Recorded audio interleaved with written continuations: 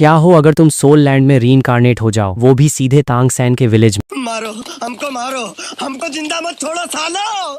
हम कोई मंदिर का घंटा है कि कोई भी आके बजा जाता है। और तुम्हारे पास एक ऐसा सिस्टम है जिसमें सिर्फ तुम्हें सामने वाले को बस ये कहना होगा, भाई जरा सुनना। इतना कहते ही सामने वाले को कर्श लग जाएगा और तुम्हें तगड़े तगड़े रिवॉर्ड मिलेंगे।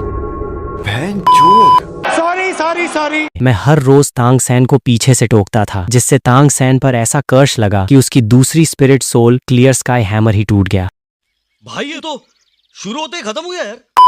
डोलुओ कॉन्टिनेंट के टियाडो एम्पायर के अंदर होली सोल विलेज में तांग सैन, भाई जरा रुकना। तांग सैन गंदे कपड़ों से भरा लकड़ी का टब लेकर गांव से बाहर जा रहा था। आवाज सुनकर उसके कदम अचानक रुक गए। उसने थोड़े चिड़चिड़ेपन से पीछे मुड़कर देखा, कोई काम है? उसकी आवाज एकदम शांत और ठंडी थी, जिससे साफ लग रहा था कि वो ज्यादा बात करने के मूड में नहीं है। क्या तूने सुना? स्पिरिट हॉल के स्पिरिट मास्टर कल हमारे स्पिरिट अवेकनिंग के लिए आ रहे हैं। लिंक चेन की बात खत्म होते ही उसके दिमाग में एक मैकेनिकल आवाज गूंजी, तांग सैन पर डिजास्टर कामयाब, मिला god level martial spirit thunder whip. भाई साहब 3 महीने हो गए, आखिरकार एक मार्शल स्पिरिट अनलॉक हो ही गई, वो भी सीधे गॉड लेवल। लिंक चेन का दिल खुशी से झूम उठा। उसी वक्त एक काली एनर्जी, जिसे सिर्फ लिंक चेन देख सकता था, तांग सैन के अंदर समा गई, जिससे उसका पहले से ही थोड़ा काला पड़ा माथा और ज्यादा डार्क हो गया। भाई साहब ये बैड लक तो कुछ ज्यादा ही ट्रांसफर हो गया। कहीं तांग सैन का गेम यहीं ओवर न हो जाए, वरना उसका बाप तांग हाउ तो पागल ही हो जाएगा। लिंक चेन के मन में अचानक एक डर सा बैठ गया। अब मुझे पता है, जैक दादा सुबह ही मेरे घर आकर बता गए थे।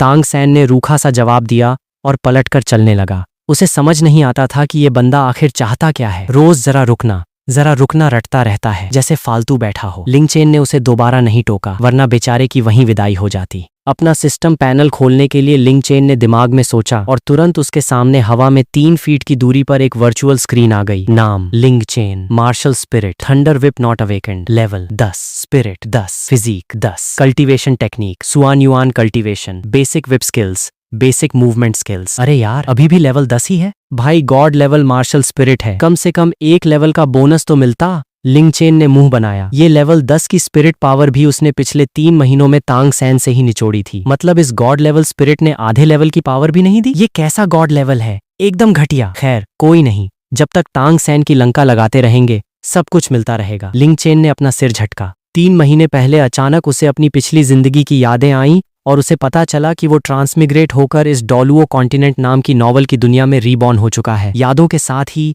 ये डिजास्टर सिस्टम भी एक्टिवेट हुआ था, जिसका काम बहुत सिंपल था, बस किसी के पीछे से उसका नाम लेकर जरा रुकना बोलना है, और अगर वो रुक कर जवाब दे दे तो रिवॉर्ड पक्का, लेकिन बदले में उस पर बैड लक का कर्ज लग जाता है। इसी को डिजास्टर कहते हैं। तांग सैन का वो काला पड़ा माथा असल में इसी बैड लक कर्ज का नतीजा था, जो अभी फटा नहीं था। ये कर्ज तुरंत भी एक्टिव हो सकता है या फिर एक बड़ा ब्लास्ट होने के लिए धीरे धीरे जमा भी हो सकता है। और हमारे इस चाइल्ड ऑफ डेस्टिनी की किस्मत शायद खराब ही चल रही थी, क्योंकि बैड लक जितना ज्यादा इकट्ठा होगा धमाका उतना ही भयंकर होगा। किसी को नहीं पता कि उसके साथ क्या होने वाला है। जैसे कल ही उसकी मार्शल स्पिरिट अवेकन होनी है, और अगर उसी वक्त ये कर्ज फट गया, भाई साहब ये सोचते ही लिंक चेन की रूह कांप गई। चलो आखिर वो मेन हीरो है, इतना भी बुरा नसीब नहीं होगा उसका। लिंक चेन ने सिर हिलाया। तांग सैन की किस्मत चमके या डूबे उसे क्या लेना देना। उसे तो बस अपने ब्राइट फ्यूचर के लिए रिवॉर्ड्स बटोरने थे। तो तांग सैन को तो थोड़ी तकलीफ झेलनी ही पड़ेगी। वैसे भी उसके पेरेंट्स बचपन में ही चल बसे थे और वो पूरे गांव के रहमो करम पर पला बढ़ा था। अब वो इतना एहसान फरामोश तो नहीं हो सकता कि अपने मददगारों पर ही कर्ज डाल दे। लिंक चेन ने पैनल बंद किया और आराम से टहलता हुआ अपने घर की तरफ चल दिया। उसका घर गांव के साउथ में था, जो 3 कमरों का एक मिट्टी का मकान था, जिसके सामने बांस की बाड़ से घिरा एक छोटा सा आंगन बना था।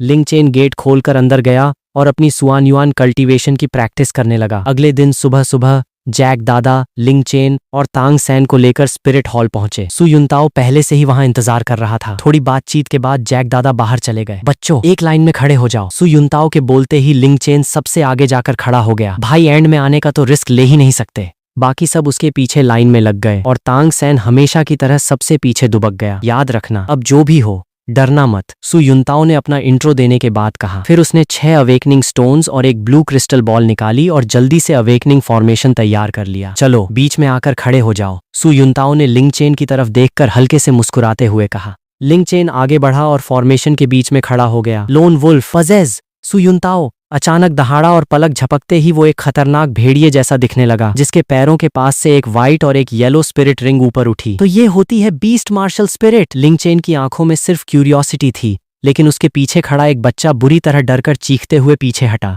सु युनताओ ने उस चीखने वाले बच्चे को देखा, पर उसकी नजर तुरंत वापस लिंगचेन पर टिक गई। ये बच्चा वाकई स्पेशल था। उसने इतने गांवों का दौरा किया था, पर इतना शांत बच्चा कभी नहीं देखा था। दिल से महसूस करो, सु युनताओ ने बोलते हुए हवा में हाथ घुमाए और 6 ग्रीन लाइट्स जमीन पर लगे पत्थरों में समा गईं। अचानक एक चमकदार गोल्डन रोशनी फूटी और उसने लिंगचेन को पूरी तरह से घेर लिया। वो एहसास इतना वार्म था कि बयान नहीं किया जा सकता। तभी उसके शरीर के अंदर से एक अजीब सी एनर्जी निकली और सीधे उसके राइट हैंड की तरफ बढ़ी। उसने जैसे ही हाथ आगे बढ़ाया, एक लंबी विप उसके हाथ में आ गई, जिसका हैंडल काले रंग का था, छोर बेहद नुकीला था और पूरी बॉडी पर पर्पल रंग की बिजलियां कड़क रही थीं। थंडर विप के आते ही चारों तरफ एक तबाही वाली वाइब फैल गई। पीछे खड़े बच्चे डर के मारे पीछे भागने लगे। सबकी आंखें फटी की फटी रह गईं। यहाँ तक कि सु युनताओ भी एक कदम पीछे हट गया। हैरान होने के साथ साथ सु युनताओ के चेहरे पर एक्साइटमेंट भी थी। जो भी अंधा नहीं है वो देख सकता था कि ये विप कोई मामूली चीज नहीं है। इतनी गजब की मार्शल स्पिरिट की स्पिरिट पावर कम तो हो ही नहीं सकती।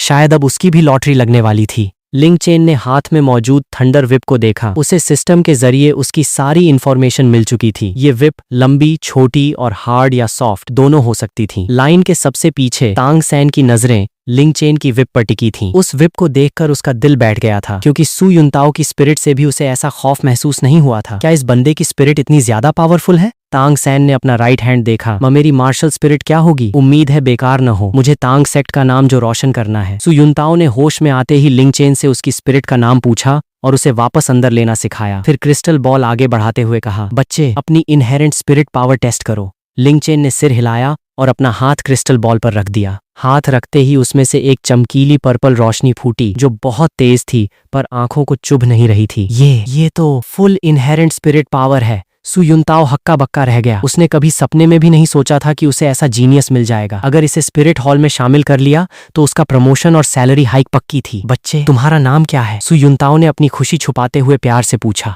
लिंगचेन बोला, मेरा नाम लिंगचेन है। सु युनताओ ने तुरंत पूछा, लिंगचेन, क्या तुम स्पिरिट हॉल ज्वाइन करना चाहोगे? तुम्हारे जैसे टैलेंट को वहाँ VIP ट्रीटमेंट मिलेगा। यहाँ तक कि कोई टाइटल डॉलुओ भी तुम्हें अपना चेला बना लेगा। शायद तुम्हें पता नहीं कि वो कितने पावरफुल होते हैं। वो इस कॉन्टिनेंट के भगवान जैसे हैं और पूरी दुनिया में गिने चुने ही हैं। सु युनताओ ने लिंगचेन को अट्रैक्ट करने के लिए सारे बड़े ऑफर एक ही सांस में दे दिए। तांग सैन और बाकी बच्चे तो सन्न रह गए। सबके मन में जलन और ईर्ष्या होने लगी। तांग सैन को भी थोड़ी जलन हुई, पर अगले ही पल उसने खुद को संभाला। वो तांग सैन है, किसी से कम नहीं। एक जीनियस और रीबॉर्न होने के नाते वो लिंगचेन से पीछे नहीं रह सकता। सु युनताओ सर, मुझे थोड़ा सोचना पड़ेगा, लिंगचेन ने कहा। हालांकि उसे स्पिरिट हॉल से कोई पर्सनल दुश्मनी नहीं थी, पर सच तो ये था कि वहाँ के ज्यादातर लोग सनकी ही थे। और सबसे बड़ी बात, तांग हाओ अभी भी इसी गांव में था। अगर उसे पता चला कि ऐसा कोई जीनियस स्पिरिट हॉल में जा रहा है तो गांव से बाहर पैर रखते ही वो दोनों को कूट डालेगा। सु युनताओ का मुंह बन गया। उसने रिजेक्शन की उम्मीद नहीं की थी, क्योंकि आम लोगों के लिए स्पिरिट हॉल सबसे बेस्ट ऑप्शन था। ठीक है, ये लाइफ का बड़ा फैसला है, सोच लो। मन मार के भी सु युनताओ ने ज्यादा प्रेशर नहीं डाला ताकि बच्चा चिढ़ न जाए। लिंगचेन ने थोड़ा झुककर कहा, थैंक यू सर समझने के लिए। फिर वो सु युनताओ के राइट साइड में जाकर खड़ा हो गया ताकि आगे का ड्रामा देख सके। नेक्स्ट, सु युनताओ ने खुद को संभाला और अगले बच्चे को बुलाया। उम्मीद के मुताबिक बाकी किसी के पास कोई स्पिरिट पावर नहीं निकली और हॉल में मायूसी फैल गई। सबसे पीछे खड़ा तांग सैन भी ये सब देखकर नर्वस होने लगा। आखिरकार तांग सैन की बारी आई। वो गहरी सांस लेकर आगे बढ़ा। क्या अब धमाका होगा? लिंगचेन एकदम अलर्ट हो गया और तांग सैन के माथे को घूरने लगा। फॉर्मेशन से गोल्डन लाइट निकली। तांग सैन ने अपना राइट हैंड आगे बढ़ाते हुए अपने लेफ्ट हैंड को पूरी तरह दबाने की कोशिश की, पर ठीक उसी वक्त उसके माथे से भयंकर काली एनर्जी निकली और सीधे उसके लेफ्ट हैंड पर हमला कर दिया। लिंगचेन की आंखें फटी की फटी रह गईं। भाई साहब, सच में ब्लास्ट हो गया। तांग सैन के दिमाग में कुछ टूटने की आवाज आई और उसका चेहरा पीला पड़ गया। मार्शल स्पिरिट सीधे आत्मा से जुड़ी होती है, इसलिए तांग सैन को साफ महसूस हुआ कि उसकी दूसरी मार्शल स्पिरिट पूरी तरह टूट चुकी है। धत्त तेरे की, ये क्या हो गया? क्या मेरे दबाने की वजह से ऐसा हुआ? मैं तो बस अपनी ताकत छुपाना चाहता था। साला सु युनताओ, इतनी इंपॉर्टेंट बात पहले क्यों नहीं बताई? तांग सैन गुस्से से पागल हो गया और सारा ब्लेम सु युनताओ पर डाल दिया।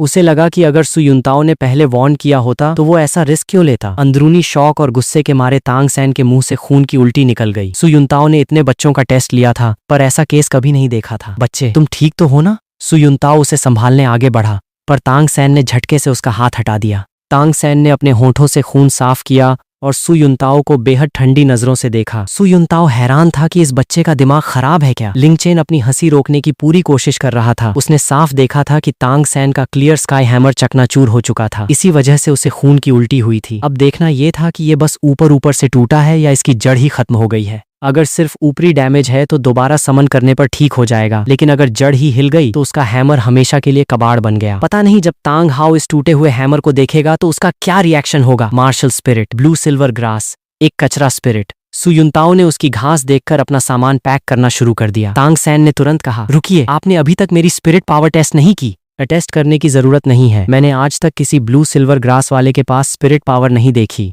सु युनताओ ने बिना मुड़े कहा, अंकल प्लीज मुझे ट्राई करने दीजिए। तांग सैन ने अपनी मुट्ठी भींची और जबरदस्ती अंकल शब्द मुंह से निकाला। सु युनताओ ने पीछे मुड़कर देखा। चलो, एक बच्चे से क्या बहस करना। उसने क्रिस्टल बॉल आगे बढ़ाई और तांग सैन ने हाथ रख दिया। तभी अचानक फिर से वही जोरदार रोशनी चमकी जिसने सु युनताओ के होश उड़ा दिए। क्या मजाक है? एक कचरा ब्लू सिल्वर ग्रास और फुल इनहेरेंट स्पिरिट पावर। सु युनताओ को कुछ समझ नहीं आ रहा था। उस चमक को देखकर तांग सैन के चेहरे पर एक घमंडी मुस्कान आ गई। वो तांग सैन है, किसी से कम नहीं। ब्लू सिल्वर ग्रास भले ही कचरा हो, पर उसके पास एक और। ये सोचते ही वो अंदर से कांप गया। उसके पास दूसरी स्पिरिट थी तो सही, पर उसने खुद ही उसका कबाड़ा कर दिया था। सु युनताओ, तूने मौत का रास्ता चुन लिया है, तांग सैन ने मन में सोचा। सु युनताओ को भले ही अजीब लगा, पर फुल स्पिरिट पावर देखकर उसने फॉर्मेलिटी के लिए तांग सैन को इनवाइट किया। तांग सैन ने बिना सोचे मना कर दिया। चिढ़े हुए मूड में सु युनताओ सबको लेकर हॉल से बाहर आया। सर, क्या हुआ? बाहर इंतजार कर रहे जैक दादा तुरंत आगे आए। सु युनताओ बोला, आपके गांव में इस बार 2 स्पिरिट मास्टर के टैलेंट निकले हैं और दोनों ही फुल इनहेरेंट पावर वाले हैं। बस एक की मार्शल स्पिरिट थोड़ी बेकार है। क्या 2-2 फुल पावर वाले?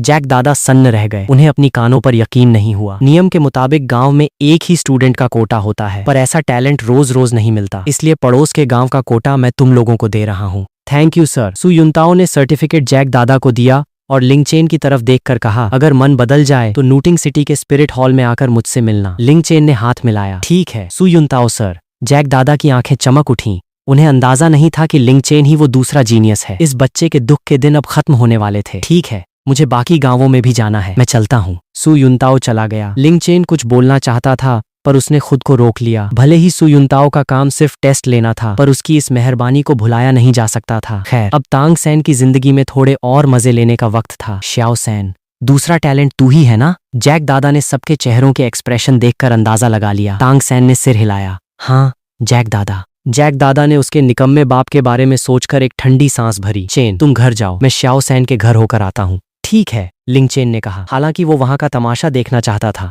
पर वो उसके सामने नहीं होने वाला था। तांग सैन, भाई जरा रुकना। तांग सैन जैसे ही पलटा, लिंग चेन की आवाज उसके कान में गूंजी। उसने गुस्से में मुंह घुमाया। क्या काम है? ये 3 शब्द उसने अपने दांत भींचकर बोले थे। तांग सैन पर डिजास्टर कामयाब, मिले 100 गोल्ड स्पिरिट कॉइन्स। लिंग चेन ने जब देखा कि काली एनर्जी उसके माथे में घुस चुकी है, तब उसने अपने होठों की तरफ इशारा करते हुए कहा, इसे साफ कर ले भाई, तेरे पापा देखकर परेशान हो जाएंगे। तांग सैन चौंक गया। उसे अपनी हालत याद आई और उसने अपनी आस्तीन से मुंह का खून साफ कर लिया, जो अब न के बराबर बचा था। Thank you. देखो भाई, वो थैंक यू भी बोल रहा है। लिंग चेन मुस्कुराया और अपने घर की तरफ चल दिया। घर पहुंचकर वो आंगन में खड़ा हुआ और उसने बिना देर किए अपनी मार्शल स्पिरिट समन की। थंडर विप हाथ में आते ही एक भयंकर वाइब उठी। लिंग चेन ने अपनी कलाई घुमाई और हवा में कोड़ा लहराया। विप पर कड़कती पर्पल बिजली हवा में एक धमाके के साथ फटी। पटाख! समझ नहीं आया कि वो कोड़े की आवाज थी या बिजली कड़कने की, पर थी बहुत जोरदार। लिंग चेन की नजर आंगन के कोने में लगे एक आड़ू के पेड़ पर पड़ी, जो करीब 15-16 मीटर दूर था। उसने कोड़ा घुमाकर फेंका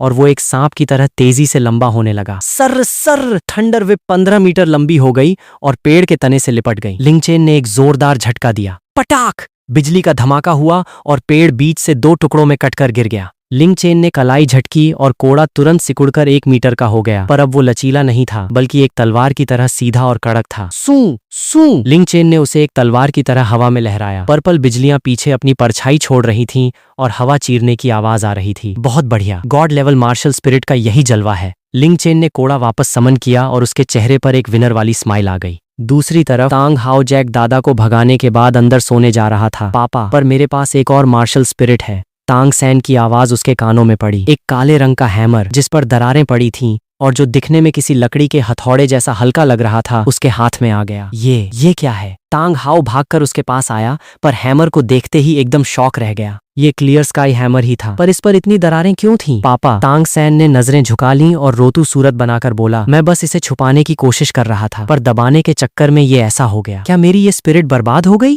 तांग हाओ का दिमाग फट गया। तो ये पहले से ऐसा नहीं था, इस गधे ने खुद इसका ये हाल किया था। एक बेहतरीन ट्विन मार्शल स्पिरिट टैलेंट को इसने खुद अपने हाथों से कबाड़ बना दिया था। वो ट्विन मार्शल स्पिरिट थी जो पूरी हिस्ट्री में सिर्फ तीसरी बार किसी के पास आई थी, और इसने बिना कल्टीवेशन शुरू किए ही उसे खत्म कर दिया। ये सोचते ही तांग हाओ का पारा 7वें आसमान पर पहुंच गया। चटाक! तांग हाओ ने एक जोरदार थप्पड़ तांग सैन के मुंह पर जड़ा, जिससे वो जमीन पर जा गिरा। वो पागलों की तरह चिल्लाया, बेवकूफ गधे, तुझे अंदाजा भी है कि अपनी इस बेवकूफी की वजह से तूने कितना बड़ा नुकसान कर लिया है? तुझे कुछ समझ है भी या नहीं? तांग सैन जमीन पर पड़ा था और उसके मुंह से खून आ रहा था। वो यकीन नहीं कर पा रहा था कि उसके पापा ने उसे मारा। उसके पापा भले ही निकम्मे थे, पर बचपन से आज तक उन्होंने कभी उस पर हाथ नहीं उठाया था। ये पहली बार था। लेकिन इस थप्पड़ के बाद तांग सैन को गुस्सा नहीं आया, बल्कि खुद पर शर्म आई। जो पापा कभी नहीं मारते थे, उन्होंने इतना गंदा मारा। इसका मतलब उसकी बेवकूफी सच में बहुत बड़ी थी। पापा, तांग सैन कुछ बोलना चाहता था पर शब्द नहीं मिले। मुझे पापा मत बोल, मेरा ऐसा कोई बेवकूफ बेटा नहीं है। तांग हाओ गुस्से से आग बबूला था। वो ट्विन मार्शल स्पिरिट थी जिसे मास्टर करके वो स्पिरिट हॉल को तबाह कर सकता था, और इसने सब मिट्टी में मिला दिया। मैं अपनी पूरी जिंदगी में सिर्फ नाम कमाता रहा, पर किस्मत देखो, मेरे घर ऐसा महामूर्ख और बेकार बेटा पैदा हुआ। पापा की आंखों में वो हद से ज्यादा नफरत और निराशा देखकर तांग सैन अंदर तक हिल गया। उसका दिल ग्लानि से भर उठा। पापा, आई एम सॉरी, मुझे सच में नहीं पता था। मैंने सपने में भी नहीं सोचा था कि इसका ऐसा अंजाम होगा। पर उस स्पिरिट हॉल के अटेंडेंट ने भी तो तुझे कुछ नहीं बताया था। ये सोचते ही तांग सैन ने गुस्से में अपनी मुट्ठी भींच ली। साला सु युनताओ, इतनी बड़ी और जरूरी बात तूने मुझे पहले क्यों नहीं बताई? तांग सैन का वो रोता हुआ चेहरा देखकर तांग हाओ के अंदर का गुस्सा भी धीरे धीरे शांत होने लगा, और साथ ही उसके मन में एक पछतावा भी जागा। अगर वो खुद उस वक्त वहां गया होता तो शायद ये हादसा होने से रुक जाता। रही बात स्पिरिट हॉल के उस अटेंडेंट की, तो भाई पूरी दुनिया में ट्विन मार्शल स्पिरिट वाले सिर्फ 2 ही लोग हुए थे। उसे इस बारे में क्या ही खाक पता होता? छोड़ो उस अदने से अटेंडेंट को, शायद खुद सुप्रीम पॉन्टिफ बीबी डोंग को भी यह अंदाजा नहीं होगा कि दूसरी मार्शल स्पिरिट को दबाने से वो अंदर ही अंदर चकनाचूर हो जाएगी। ये पूरी त्रासदी सिर्फ और सिर्फ तांग सैन की नासमझी और जल्दबाजी का नतीजा थी। तांग हाओ ने अपना सिर उठाया। उसकी आंखें थोड़ी नम थीं और दिल में भावनाओं का सैलाब उमड़ रहा था। यिन, मुझे माफ कर देना, मैं अपने बेटे को ठीक से संभाल नहीं पाया। तांग सैन ने सिर उठाया। उसकी आंखों में हार न मानने वाली जिद साफ दिख रही थी। वो इस कड़वे सच को पचा ही नहीं पा रहा था कि उसकी अपनी ही बेवकूफी ने उसे एक चलता फिरता कबाड़ बना दिया था। अगर मुझे ठीक से याद है तो नोडिंग एकेडमी का नया सेशन शुरू होने में अभी पूरे 3 महीने बाकी हैं, तो क्यों न पहले नोडिंग सिटी जाकर अपना असली काम निपटा लिया जाए। लिंग चेन एक स्टूल पर बैठा बैठा अपना गेम प्लान सेट कर रहा था। उसका असली काम और कुछ नहीं बल्कि गोल्डन ड्रैगन खरीदकर अपनी फिजिकल स्ट्रेंथ को नेक्स्ट लेवल पर ले जाना था। किसी भी स्पिरिट मास्टर के पहले 4 स्पिरिट रिंग्स की झेलने की लिमिट सीधे उसकी बॉडी की मजबूती पर डिपेंड करती है, और गोल्डन ड्रैगन बॉडी को स्टील जैसा बनाने की अल्टीमेट चाबी थी। मजे की बात यह थी कि इस जड़ी बूटी का असली इस्तेमाल डॉलुओ के सेकंड पार्ट में जाकर डिस्कवर हुआ था। इस वक्त यानी डॉलुओ 1 में लोग इसे सिर्फ एक मामूली मर्दानगी बढ़ाने वाली दवा समझते थे। अब भाई स्पिरिट मास्टर्स को तो इसकी जरूरत होने से रही, और आम इंसान इसका हैवी डोज झेल नहीं सकते थे। इसका सीधा सा मतलब था कि हाई एज वाले गोल्डन ड्रैगन की मार्केट में कोई डिमांड ही नहीं थी। और भाई,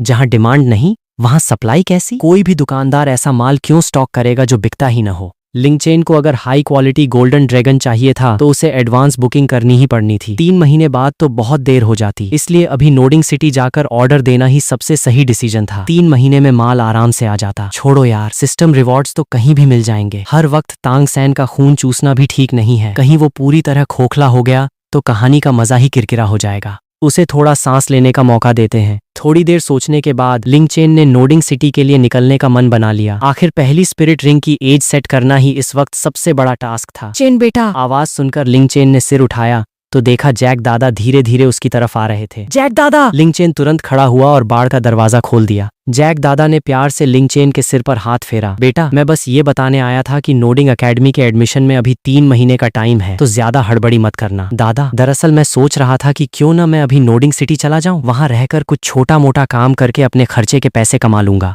लिंग चेन ने मौका देखकर अपना प्लान रख दिया। जैक दादा हंस पड़े। अरे बच्चे, पैसा कमाना उतना आसान नहीं है जितना तू समझ रहा है। तू अभी सिर्फ 6 साल का बच्चा है, तुझे कोई काम पर क्यों रखेगा? दादा, मैं कोई आम बच्चा थोड़ी ही हूँ, लिंग चेन ने शरारती मुस्कान के साथ कहा और तुरंत अपनी थंडर विप समन कर दी। उसने जमीन पर गिरे आड़ू के पेड़ की तरफ इशारा करके विप घुमाई। पटाख! बिजली कड़कने की आवाज के साथ ही पेड़ का वो हिस्सा धुएं में उड़ गया। जैक दादा की आंखें फटी की फटी रह गईं। इस बच्चे की मार्शल स्पिरिट अभी कल ही तो अवेकन हुई थी और इसमें अभी से इतनी भयानक पावर है। जैक दादा, आप बिल्कुल फिक्र मत करो, मैं अपना ख्याल अच्छे से रख सकता हूँ। और वैसे भी सु युनताओ सर नोडिंग सिटी में ही रहते हैं, कोई भी प्रॉब्लम हुई तो मैं सीधे उनके पास चला जाऊंगा। लिंग चेन ने उन्हें ज्यादा परेशान न होने देने के लिए तुरंत तसल्ली दी। जैक दादा को भी सु युनताओ की वो जाते जाते कही हुई बात याद आ गई। चल ठीक है भाई, फिर मैं कल सुबह तुझे खुद शहर छोड़ने चलूंगा। अरे नहीं दादा, आप क्यों खामख्वाह परेशान हो रहे हो, मैं खुद चला जाऊंगा, लिंग चेन ने प्यार से मना कर दिया। जैक दादा भले ही अभी फुर्तीले थे, पर उम्र तो हो ही चुकी थी। इतनी दूर आने जाने की थकावट उनके लिए ठीक नहीं थी। जैक दादा ने उस टूटे हुए आड़ू के पेड़ को देखा और सोचा कि हाँ, इस बच्चे को किसी के साथ की जरूरत तो नहीं दिखती। ठीक है भाई, अपना ध्यान रखना।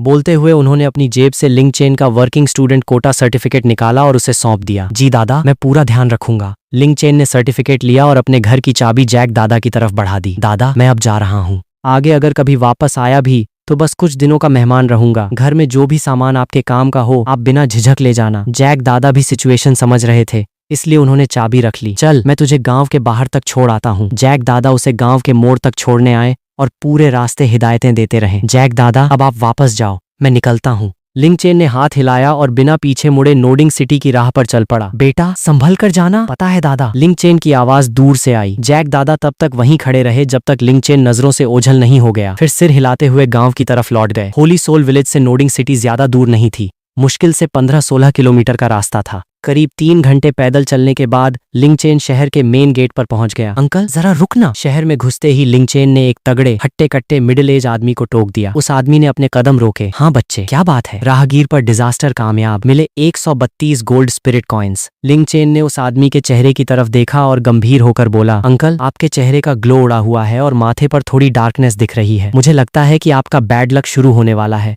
जरा अपने वॉलेट का ध्यान रखना और संभल कर चलना। चूंकि यह एक नॉर्मल इंसान था, इसलिए इस लेवल के बैड लक से ज्यादा कुछ पैसे खो जाते या ये कहीं फिसल कर गिर जाता तो लिंग चेन को कोई खास गिल्ट महसूस नहीं हुआ। अबे ओए, कहाँ का पागल बच्चा है बे, चल हवा आने दे। उस आदमी का मूड खराब हो गया, उसने बस खुद को उसे कूटने से रोका। अरे अंकल, मैं तो बस आपके भले के लिए, भाग यहाँ से, साला सुबह सुबह पनौती बनकर आ गया। उस आदमी ने उसकी बात बीच में ही काट दी और बड़बड़ाता हुआ आगे बढ़ गया। वो अभी मुश्किल से 4 कदम ही आगे बढ़ा था कि सड़क पर थोड़ा उभरे हुए एक पत्थर से उसका जूता टकराया। नॉर्मल लाइफ में बंदा सिर्फ थोड़ा लड़खड़ाता और संभल जाता, पर भाई साहब पर तो बैड लक का कर्स एक्टिव था। धड़ाम! वो आदमी सीधे मुंह के बल जमीन पर गिरा। उसका दिमाग पूरी तरह ब्लैंक हो गया। मैं कौन हूँ, मैं कहाँ हूँ, मेरे साथ ये क्या हुआ? उसने पीछे मुड़कर उस छोटे से पत्थर को देखा और उसकी सिट्टी पिट्टी गुम हो गई। क्या वो बच्चा कोई तांत्रिक था या उसकी मार्शल स्पिरिट से वो लोगों का फ्यूचर देख सकता था? वो आदमी हड़बड़ाकर खड़ा हुआ और चारों तरफ नजर दौड़ाई, पर लिंग चेन तब तक गायब हो चुका था। धत तेरे की, मैंने लाइफ का सबसे बड़ा चांस मिस कर दिया। वो आदमी ऑलमोस्ट रोने वाली शक्ल बनाकर पछताने लगा कि उसने उस चमत्कारी बच्चे से और बात क्यों नहीं की। लिंग चेन सड़क पर मजे से चलता हुआ खुद को एक पहुंचा हुआ बाबा पोर्ट्रेट कर रहा था। हालांकि उसकी एक डेडलाइन थी। वो बूढ़ों और छोटे बच्चों को टारगेट नहीं करता था, क्योंकि उनका बैलेंस बिगड़ने पर उन्हें गंभीर चोट लग सकती थी। हाँ, अगर कोई बदतमीज बूढ़ा या कोई एटीट्यूड वाला बिगड़ा हुआ बच्चा मिल जाता तो वो कसर पूरी कर देता। यार, आज का दिन ही ढीला है क्या? जब उसने देखा कि अगले कुछ लोगों से भी उसे सिर्फ 100-125 गोल्ड कॉइन्स ही मिले तो उसने एक ठंडी सांस भरी।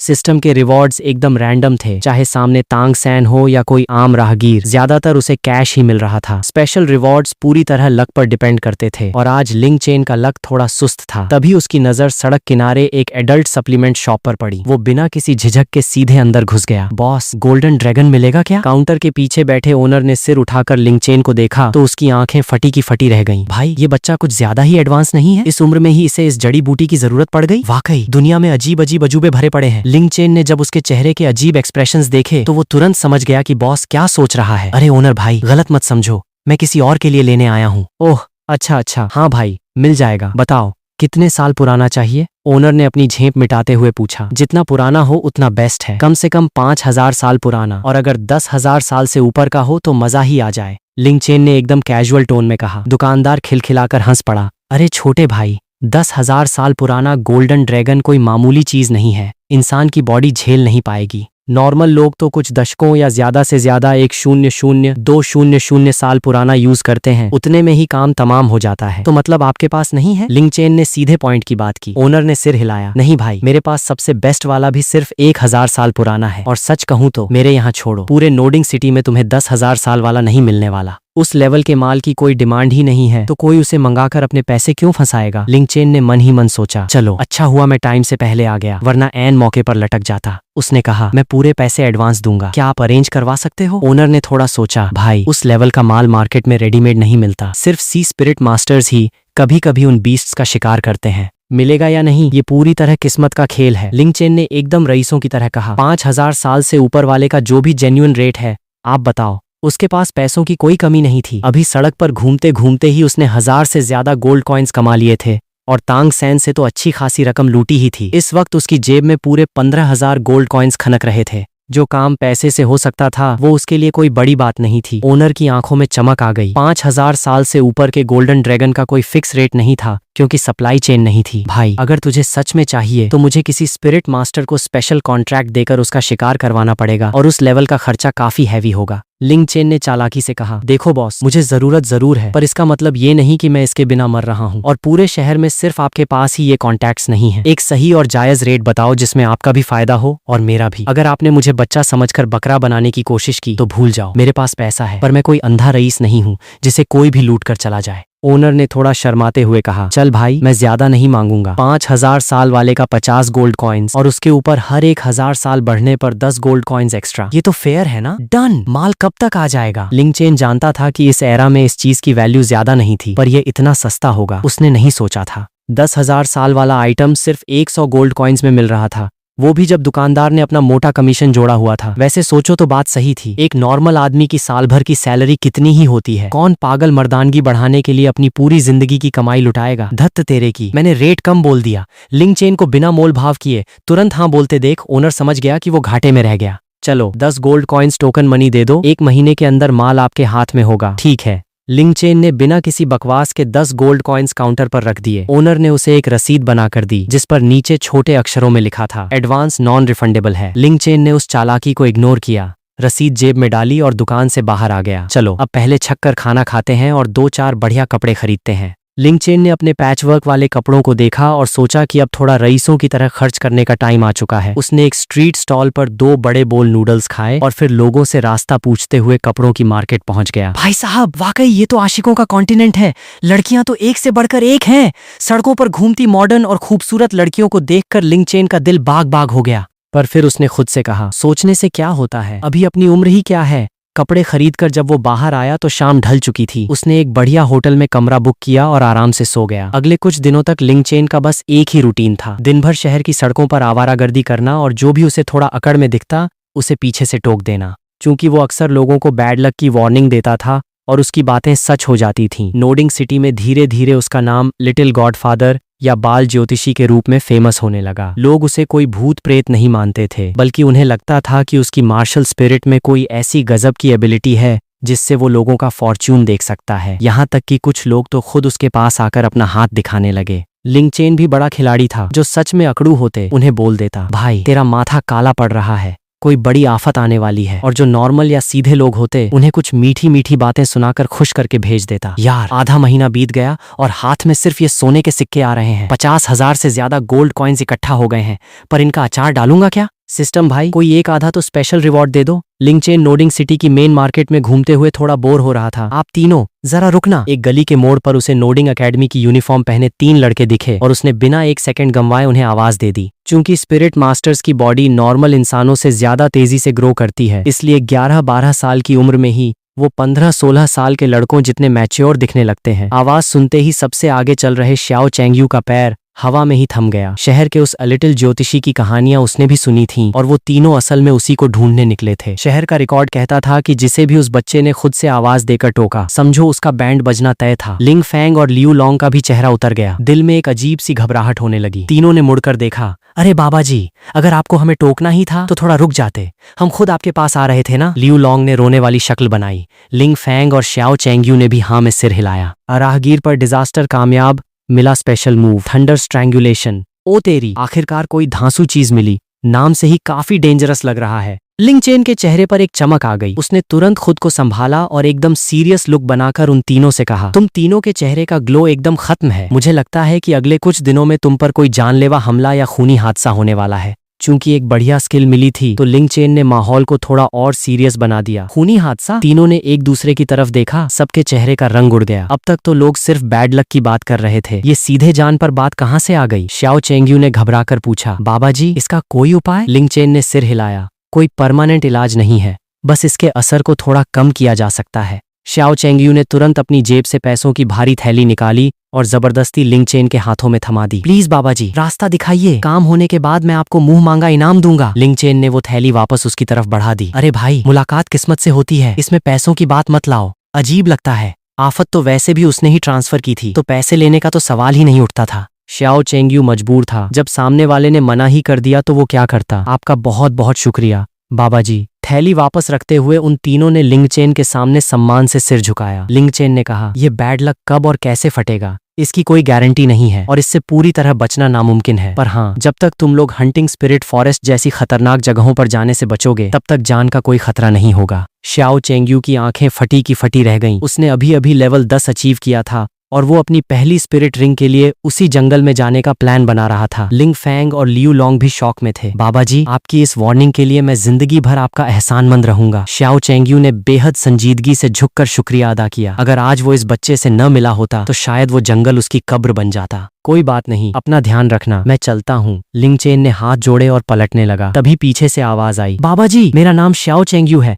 मैं नोडिंग सिटी के सिटी लॉर्ड का बेटा हूँ। अगर आपको कभी भी किसी भी चीज की जरूरत हो तो सीधे सिटी लॉर्ड की हवेली आ जाना। लिंग चेन थोड़ा हैरान हुआ। ओह, तो ये वही लड़का है। ठीक है, उसने कैजुअल टोन में जवाब दिया और गली का मोड़ मुड़ते ही मन चिल्लाया, सिस्टम भाई, जरा वो नया मूव ट्रांसफर करना। जैसे ही उसने सोचा, उसके दिमाग में इंफॉर्मेशन का एक बहुत बड़ा सैलाब उमड़ पड़ा। कोई दर्द या जलन नहीं हुई, बल्कि ऐसा लगा जैसे वो यादें हमेशा से उसके दिमाग में थीं, बस वो उन्हें थोड़ी देर के लिए भूल गया था। थंडर स्ट्रैंगुलेशन, अपनी थंडर विप को इस तरह घुमाना कि उससे अनगिनत बिजलियां निकलकर एक जाल बना लें जो टारगेट को चारों तरफ से जकड़कर भस्म कर दे। इसकी पावर यूजर के लेवल के साथ बढ़ती जाएगी। भाई साहब, ये तो एक ग्रोइंग स्किल है। सिस्टम का माल वाकई नंबर 1 होता है। लिंग चेन की आंखें चमक उठी। इस धांसू स्किल, अपनी basic whip technique, movement skills और उस गोल्डन ड्रैगन को खाने के बाद जो उसकी बॉडी की स्ट्रेंथ होगी, अब उसे अपनी पहली स्पिरिट रिंग के लिए किसी और के भरोसे रहने की बिल्कुल जरूरत नहीं थी। इस तरह उसका ultra limit spirit ring absorb करने का सीक्रेट भी दुनिया के सामने आने से बच जाता। अब बस एक ही छोटी सी प्रॉब्लम थी, उसे स्पिरिट बीस्ट्स के बारे में ज्यादा नॉलेज नहीं थी, क्योंकि ओरिजिनल नॉवल में सिर्फ कुछ ही बीस्ट्स का जिक्र बार बार आता था।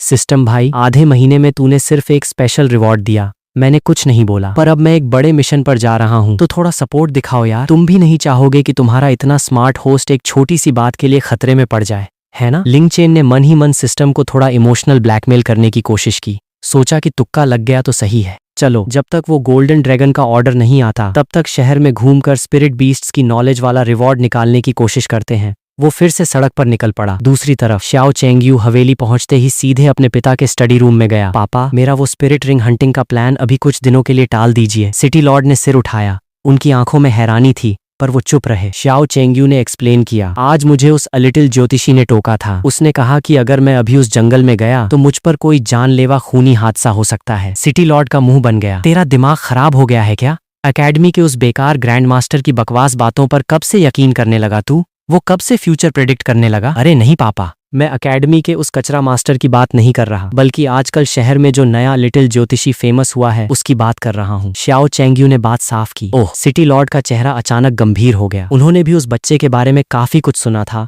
और बकायदा अपनी टीम से उसकी जांच भी करवाई थी। उनकी रिपोर्ट का एक ही निचोड़ था, उस बच्चे की अच्छी बातें सच हों या न हो, पर अगर उसने किसी के बैड लक की बात कह दी तो समझो वो पत्थर की लकीर है। बस समय का खेल होता है। चूंकि शहर में एकेडमी वाला मास्टर ज्यादा बदनाम और फेमस था, इसलिए उनके दिमाग में पहले वही आया था। ठीक है, अगर ऐसी बात है तो कुछ दिन रुकने में ही भलाई है। सावधानी हटी, दुर्घटना घटी वाले रूल को मानते हुए वो मान गए। ठीक है पापा, मैं तब तक अपनी कल्टीवेशन पर ध्यान देता हूँ। श्याओ चेंगयू स्टडी रूम से बाहर आ गया। वो जैसे ही कमरे से बाहर निकलकर बरामदे के नीचे पहुंचा, उसे अचानक एक अजीब सी वाइब आई। उसने बिना सोचे खुद को साइड में झुकाया, पर तभी उसका पैर एक गीली टाइल पर फिसल गया। धड़ाम! श्याओ चेंगयू जैसे ही जमीन पर गिरा, छत से एक भारी मिट्टी का खपरेल सीधे आकर उसके माथे के बीचों बीच लगा। धत्त तेरे की! श्याओ चेंग्यू ने कराहते हुए अपना माथा पकड़ा और उठकर बैठा। जब उसने अपना हाथ देखा तो वो पूरी तरह खून से सना हुआ था। क्या हुआ रे? आवाज सुनकर सिटी लॉर्ड तुरंत स्टडी रूम से बाहर भागे और बेटे के हाथ में खून देखकर घबरा गए। उन्होंने जमीन पर पड़े उस खपरेल के टुकड़े को देखा और फिर ऊपर छत की तरफ घूरा। ये किसने? पर इससे पहले कि वो गुस्सा करते, श्याओ चेंग्यू अचानक पागलों की तरह हंसने लगा। हा हा हा हा। सिटी लॉर्ड दंग रह गए। भाई, इस बच्चे का सिर कुछ ज्यादा जोर से तो नहीं फूट गया? ये हंस क्यों रहा है? टल गया पापा, टल गया। श्याओ चेंग्यू तुरंत खड़ा हुआ और अपना खून से सना हाथ अपने पिता को दिखाया। पापा देखो, आफत टल गई, मेरा खूनी हादसा यहीं पर खत्म हो गया। सिटी लॉर्ड ने उसे ऐसे देखा जैसे वो किसी पागल को देख रहे हो। उन्हें लगा कि चोट सच में गहरी लगी है। श्याओ चेंग्यू ने हंसते हुए कहा, अरे पापा, आप समझ नहीं रहे। बाबा जी ने कहा था कि मुझ पर खूनी हादसा होने वाला है, तो खून तो बहना ही था। अब जंगल में जान गंवाने से तो लाख गुना बेहतर है ना कि यहाँ घर के बरामदे में थोड़ा सा सिर फूट जाए। सिटी लॉर्ड के चेहरे पर भी एक मुस्कान आ गई। चलो, बात तो सही है। उन्हें एहसास हुआ कि वो लिटिल ज्योतिषी वाकई कोई मामूली चीज नहीं है। आकाश वो लोगों का अच्छा वक्त भी प्रेडिक्ट कर पाता तो मैं उससे अपनी नौकरी में प्रमोशन का योग ही पूछ लेता। उन्होंने मुस्कुराते हुए सिर हिलाया। आधा महीना और बीत गया। लिंग चेन ने इन 15 दिनों में दिन रात एक करके लोगों को टोका, पर हाथ में सिर्फ सोने के सिक्कों का ढेर लगा। स्पिरिट बीस्ट्स की नॉलेज का कोई नामो निशान नहीं मिला। खैर, आज गोल्डन ड्रैगन की डिलीवरी की डेट है, पहले चलकर अपना माल कलेक्ट करते हैं। लिंग चेन ने अपना मुंह पोंछा, ब्रेकफास्ट के पैसे दिए और उस दुकान की तरफ बढ़ गया। रास्ते में अचानक उसकी प्रोफेशनल बीमारी फिर से जाग उठी, क्योंकि उसे भीड़ में एक बहुत ही जाना पहचाना चेहरा दिखाई दिया। वो एक छोटे बालों वाला मिडिल एज आदमी था जो अपने दोनों हाथ पीछे बांधकर चल रहा था। भले ही उसकी वाइब थोड़ी थकी हुई और उदास थी, पर उसके चेहरे पर एक अजीब सा नकली घमंड साफ झलक रहा था। लिंग चेन ने मन ही मन सोचा, भाई, ये तो हुबहू वही लग रहा है जो पूरी जिंदगी सिर्फ लेवल 29 पर अटका रहा, पर खुद को 50 साल का सबसे बड़ा थ्योरी जीनियस समझता है। जैसे ही वो दोनों एक दूसरे के पास से गुजरे, लिंग चेन ने तुरंत मुड़कर आवाज दी, अंकल जरा रुकना। यू शियाओगांग के कदम रुक गए। उसने धीरे से पीछे मुड़कर देखा और आगे बढ़ा। यू शियाओगांग ने जब मुड़कर देखा तो उसकी नजरों में साफ तौर पर एक घमंड और नीचा दिखाने वाली वाइब थी। खैर, लिंग चेन के लिए तो यह बिल्कुल परफेक्ट था। जैसे ही यू शियाओगांग ने अपना मुंह खोला, एक पतली काली एनर्जी चुपके से उसके माथे के बीचों बीच समा गई। राहगीर पर डिजास्टर कामयाब मिला। Spirit master encyclopedia. ओ तेरी, आखिरकार वो चीज मिल ही गई जिसका इंतजार था। लिंग चेन का दिल बल्लियों उछलने लगा। उसने बड़ी मुश्किल से अपनी इस भयंकर खुशी को छुपाया और एकदम सीरियस चेहरा बनाकर उसकी तरफ देखा। अंकल, आपके माथे पर तो एकदम कालिक पुती हुई है। ये इस बात का पक्का साइन है कि आप पर बहुत बड़ी आफत आने वाली है। मेरी मानो तो अपने बटुए को संभाल कर रखो और आसपास के माहौल पर पूरी नजर रखो। यू शियाओगांग ने जैसे ही यह सुना, उसका बूढ़ा चेहरा गुस्से से एकदम तमतमा गया। तेरी छोटी उम्र का लिहाज करके मैं, यानी यह ग्रैंड मास्टर, तुझे छोड़ रहा हूँ। चल, हवा आने दे और कहीं और जाकर खेल। यू शियाओगांग बड़बड़ाता हुआ आगे बढ़ गया। उसका पूरा मूड खराब हो चुका था। अंकल भाई, जरा रुकना। लिंग चेन ने जब कंफर्म कर लिया कि ये वाकई में हमारा प्यारा गांगजी ही है, तो उसने बिना एक सेकंड गंवाए उसे दोबारा टोक दिया। यू शियाओगांग के कदम वहीं जम गए। उसने बेहद कड़क और ठंडे चेहरे के साथ अपनी गर्दन घुमाई और उसकी नजरों में एक जानलेवा गुस्सा साफ दिखने लगा। तेरा ड्रामा खत्म नहीं हो रहा क्या बे? राहगीर पर डिजास्टर कामयाब मिले 246 गोल्ड स्पिरिट कॉइन्स। लिंग चेन ने एकदम मासूम सी शक्ल बनाई। अंकल, मुझे पता है कि आपको मेरी बात पर भरोसा नहीं हो रहा, पर आप बाजार में जाकर किसी से भी पूछ लो। मेरा नाम बाल ज्योतिषी है और आज तक मेरी कही कोई बात गलत नहीं निकली। आपको सच में बहुत संभल कर रहने की जरूरत है। ये सुनकर यू शियाओगांग ने एक हिकारत भरी हंसी हंसी। क्या बकवास है? बाल ज्योतिषी, तेरी ये छोटी मोटी चोर चालें उन अनपढ़ और गंवार लोगों को फंसाने के लिए ठीक हैं, पर तू इस दुनिया के नंबर 1 थ्योरी ग्रैंड मास्टर को बेवकूफ बनाने चला है। गलत पते पर आ गया बेटा। मैंने अपनी आधी जिंदगी मार्शल स्पिरिट्स की रिसर्च में लगा दी, पर आज तक ऐसी कोई स्पिरिट नहीं देखी जो दूसरों की किस्मत देख सके। और अगर तुझे एक्टिंग ही करनी थी तो कम से कम ढंग से करता। तूने अभी तक अपनी मार्शल स्पिरिट तक समन नहीं की है, तो तू दूसरों का फ्यूचर कैसे देख रहा है? लिंग चेन ने मन ही मन उसकी तारीफ की। भाई, मान गए गांगजी को, थोड़ा बहुत दिमाग तो है बंदे में। यू शियाओगांग ने जब देखा कि बच्चा चुप हो गया है, तो उसने एक ठंडी हुंकार भरी और दोबारा पलटकर जाने लगा। अंकल भाई, जरा रुकना। यू शियाओगांग के कदम फिर रुक गए और इस बार गुस्से के मारे उसकी दोनों मुट्ठियां खुद ब खुद भींच गईं। वो धीरे से पलटा। उसकी आंखें एकदम खून की तरह लाल थीं और आवाज में भयानक कड़वाहट थी। छोटे कीड़े, तू सच में आज अपनी मौत ढूंढ रहा है क्या? राहगीर पर डिजास्टर कामयाब मिले 157 गोल्ड स्पिरिट कॉइन्स। अरे, अगर आपको भरोसा नहीं है तो छोड़ो यार, कोई बात नहीं। लिंग चेन ने बहती गंगा में हाथ धोकर पैर पीछे खींच लिए और ऐसे सिर हिलाया जैसे वो उसकी नासमझी पर तरस खा रहा हो। सड़क के एक सुनसान कोने में जाकर लिंग चेन ने सिस्टम से वो स्पिरिट मास्टर इंसाइक्लोपीडिया अपने दिमाग में ट्रांसफर करवाई। इस बार का डेटा इतना ज्यादा था कि उसका सिर चकराने लगा। ये उस स्पेशल मूव वाले डेटा से कहीं ज्यादा बड़ा था।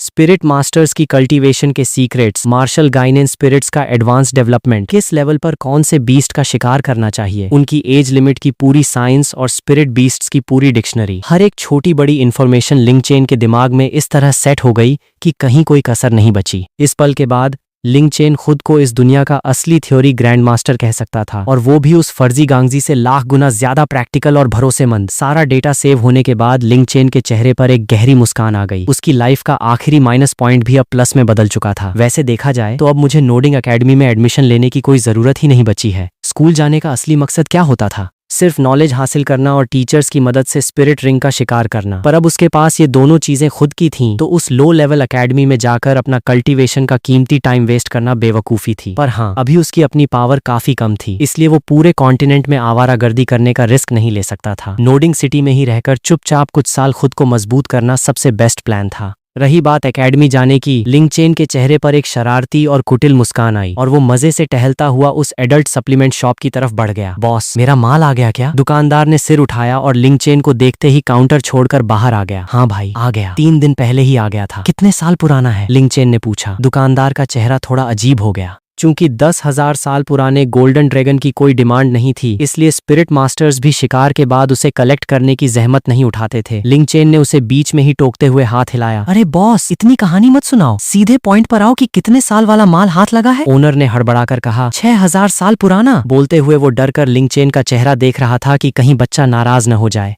हालांकि एडवांस के पैसे आ चुके थे तो उसका नुकसान नहीं था, पर वो थोड़ा और तगड़ा मुनाफा कमाना चाहता था। 6,000 साल वाला है मतलब पहली स्पिरिट रिंग को सीधे 1,000 साल पुराना बनाने का सपना तो गया। चलो 700,800 साल तक का जुगाड़ हो जाएगा, काम चला लेंगे। लिंग चेन ने मन ही मन हिसाब लगाया और अपनी जेब से 50 गोल्ड कॉइन्स निकालकर काउंटर पर रख दिए। माल निकालो। अभी लाया भाई। ओनर खुश होकर पैसे समेटते हुए अंदर के कमरे में गया और तुरंत एक सुंदर सा लकड़ी का बॉक्स लेकर बाहर आया। लिंग चेन ने बॉक्स लिया और दिखावे के लिए उसे खोलकर चेक करने लगा। सच तो ये था कि उसे खुद असली नकली की रत्ती भर पहचान नहीं थी, पर दुकानदार के चेहरे का डर और खुशी देखकर वो समझ गया कि माल एकदम असली है। परफेक्ट है, मैं चलता हूँ। लिंग चेन ने सिर हिलाया और ज्यादा बकवास किए बिना दुकान से बाहर निकल गया। फिर कभी जरूरत हो तो याद करना छोटे भाई, पीछे से दुकानदार चिल्लाया। दुकान से निकलते ही लिंग चेन ने अपना राइट हैंड थोड़ा सा हवा में लहराया और वो लकड़ी का बॉक्स गायब हो गया। सिस्टम का अपना पर्सनल स्टोरेज स्पेस बड़े काम की चीज था। लिंग चेन होटल वापस नहीं गया,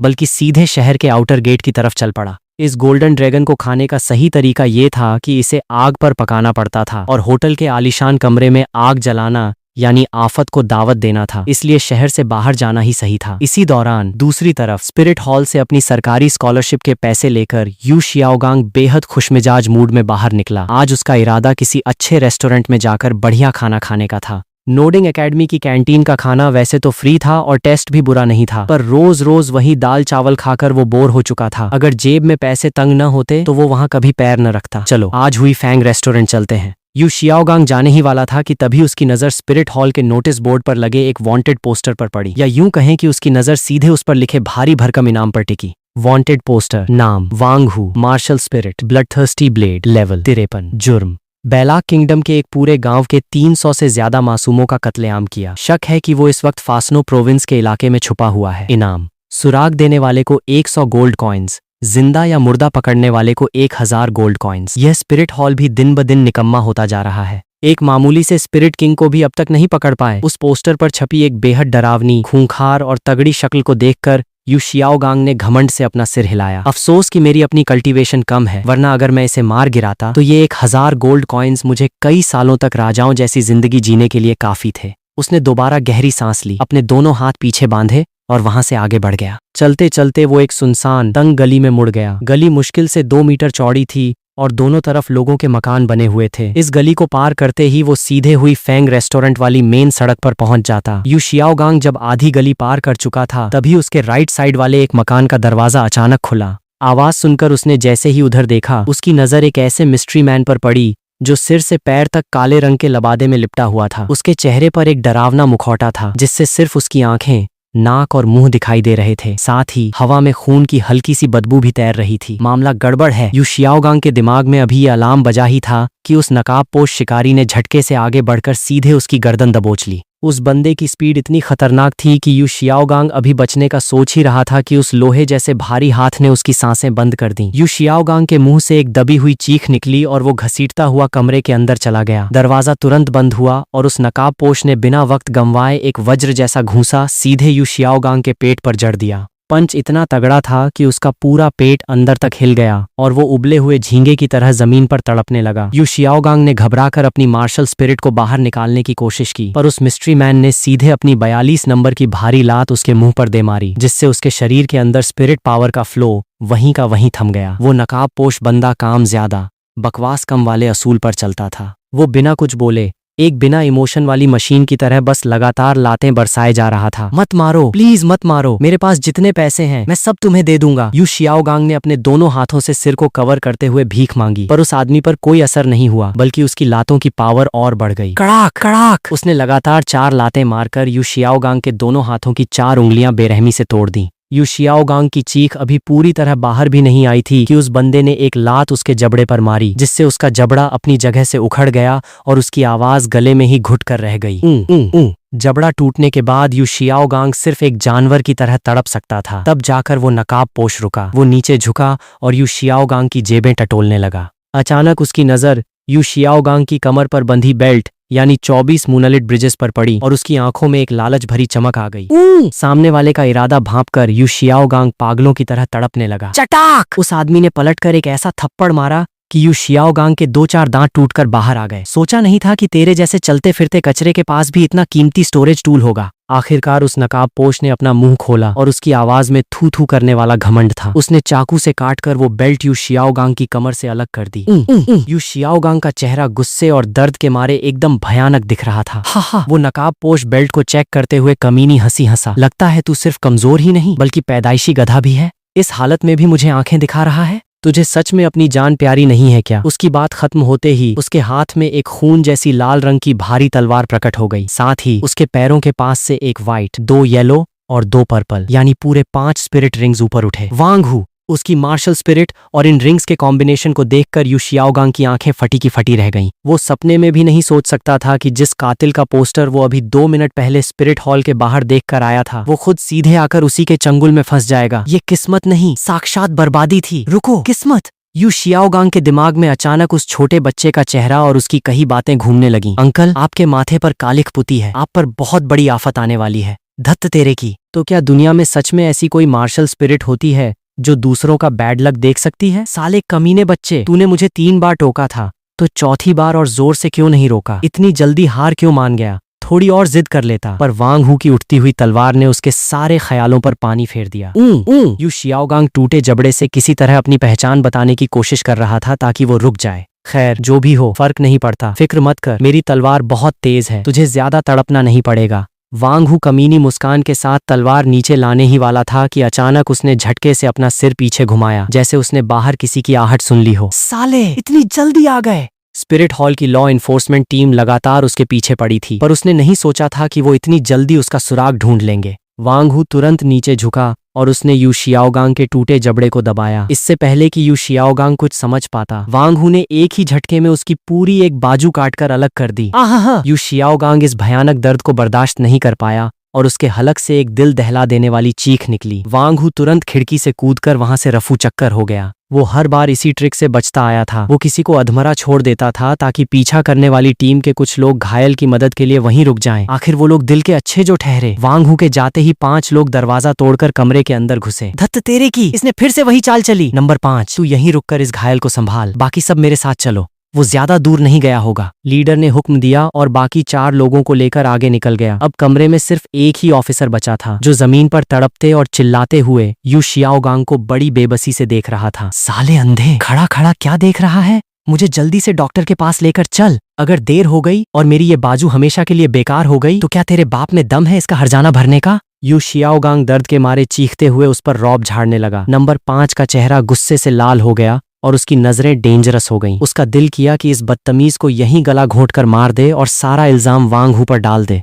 ऐसी घटिया औलाद को बचाने का क्या फायदा? क्या घूर रहा है बे? मेरा नाम यू शियाओगांग है, मैं blue lightning tyrant dragon sect के चीफ यू युआन झेंग का सगा बेटा हूँ। अगर मुझे कुछ भी हुआ तो मेरा पूरा खानदान तुम्हारी खाल खींच लेगा। यू शियाओगांग के माथे से पसीना बह रहा था, पर धमकी देने में उसकी आवाज में पूरा दम था। ऑफिसर की आंखें चौंक गईं। अच्छा, तो ये वो बंदा है। अब उसे समझ आया कि ये कचरा होकर भी इतना हवा में क्यों उड़ रहा था। सेक्ट चीफ का बेटा और फॉर्मर सुप्रीम पॉन्टिफ का खास दोस्त। ऐसी पहचान का झूठ बोलने की हिम्मत कोई आम आदमी नहीं कर सकता था। अब ऑफिसर कोई चांस नहीं ले सकता था। उसने तुरंत जमीन से कटा हुआ हाथ उठाया, यू शियाओगांग को गोद में लिया और तूफान की स्पीड से हॉस्पिटल की तरफ भागा। इधर लिंगचेन शहर से बाहर आकर एक शांत और सुनसान जंगल के कोने में पहुंच गया। उसने सूखी लकड़ियां इकट्ठी की और एक बढ़िया सी आग जला ली। फिर उसने अपनी स्टोरेज स्पेस से वो लकड़ी का बॉक्स और लोहे की सीख निकाली और उस गोल्डन ड्रैगन की जड़ी बूटी को आग पर भूनना शुरू कर दिया। लॉन्ग टर्म स्टोरेज के लिए इन जड़ी बूटियों को सुखाकर कड़क कर दिया जाता था, जिससे ये दिखने में किसी प्लास्टिक के टुकड़े जैसी लगती थीं। पर जैसे ही आग की हीट उस पर पड़ी, वो धीरे धीरे मेल्ट होने लगी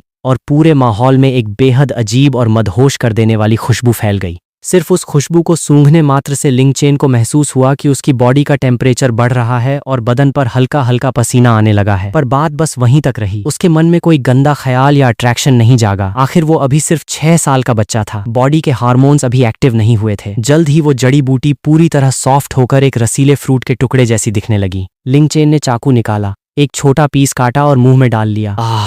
गरम है। उसने मुंह खोलकर 2-4 बार चबाया और जबरदस्ती उसे गले के नीचे उतार लिया। इसी तरह 2-4 बार में उसने वो पूरा का पूरा पीस पेट में डाल लिया। लिंगचेन तुरंत पालथी मारकर बैठ गया और अपनी सुआन युआन टेक्निक चलाकर उसकी पावर को एब्जॉर्ब करने लगा। उसके पेट से एक बेहद वार्म और तगड़ी एनर्जी निकली और उसकी नसों से होती हुई पूरी बॉडी में फैल गई। वो एनर्जी उसकी हड्डियों और मसल्स को लोहे जैसा मजबूत बना रही थी। बस थोड़ी गर्मी महसूस होने के अलावा उसे कोई दर्द नहीं हुआ। वक्त बीतता गया और धीरे धीरे उस जड़ी बूटी का असर शांत हो गया। सिस्टम पैनल ओपन, लिंगचेन ने दिमाग में सोचा और स्क्रीन तुरंत सामने आ गई। स्टेटस पैनल, नाम Ling Chen, martial spirit, thunder whip level 10, mental strength 10, physical strength 23, cultivation और स्किल्स देखने के लिए क्लिक करें। चलो, जैसा सोचा था ऑलमोस्ट वैसा ही रिजल्ट मिला है। इस फिजिकल स्ट्रेंथ के साथ वो 700 से 800 साल पुराने किसी भी बीस्ट की स्पिरिट रिंग को आराम से झेल सकता था, जो उसकी पहली रिंग के लिए मोर देन इनफ था। अब बस एक ही मसला है, हंटिंग का परमिट पत्र। हंटिंग स्पिरिट फॉरेस्ट कोई सरकारी पार्क नहीं था जिसमें कोई भी मुंह उठाकर घुस जाए। वहां जाने के लिए या तो स्पिरिट हॉल का स्पेशल पास चाहिए होता था या फिर किसी बड़े खानदान या राजा महाराजा का अप्रूवल लेटर। लिंगचेन को श्याओ चेंग्यू की याद आई, जिसने कहा था कि जरूरत पड़ने पर वो उसकी मदद करेगा। एक छोटा सा लेटर अरेंज करना उसके लिए कोई बड़ी बात नहीं थी। पर एक और बात थी, उस सरकारी जंगल में बीस्ट्स की वैरायटी बहुत कम थी और हाई क्वालिटी वाले बीस्ट्स तो ऑलमोस्ट ना के बराबर थे। दूसरी तरफ स्टार डू फॉरेस्ट में बीस्ट्स का खजाना था, पर वहां का रिस्क भी 1000 गुना ज्यादा था। और खतरा सिर्फ जानवरों से नहीं था, वहां के लालची और मतलबी इंसान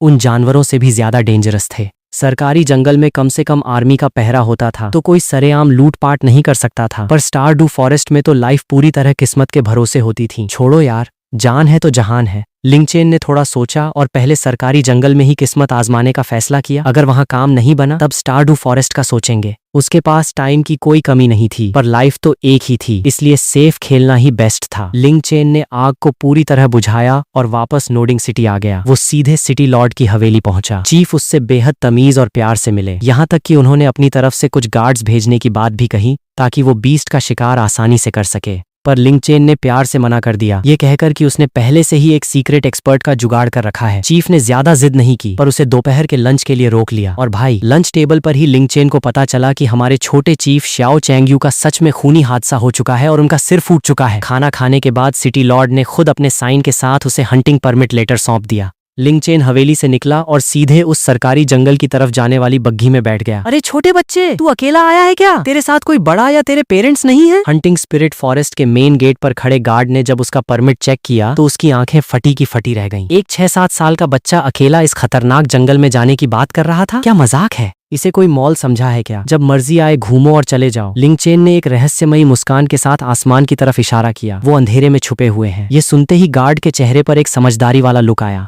अच्छा, तो कोई छुपा हुआ अंगरक्षक इसके साथ है? पर फिर भी उसने मन ही मन सोचा कि ये बड़े अमीर लोग भी कितने अजीब होते हैं।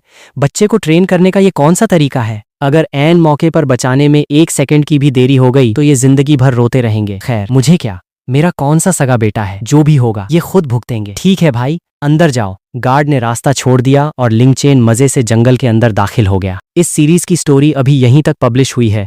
जैसे जैसे एपिसोड आएंगे तो मैं इसका नेक्स्ट पार्ट लेकर आऊंगा। तब तक के लिए सोक्स गेमर चैनल को सब्सक्राइब कर दो ताकि नेक्स्ट पार्ट का नोटिफिकेशन मिस ना हो।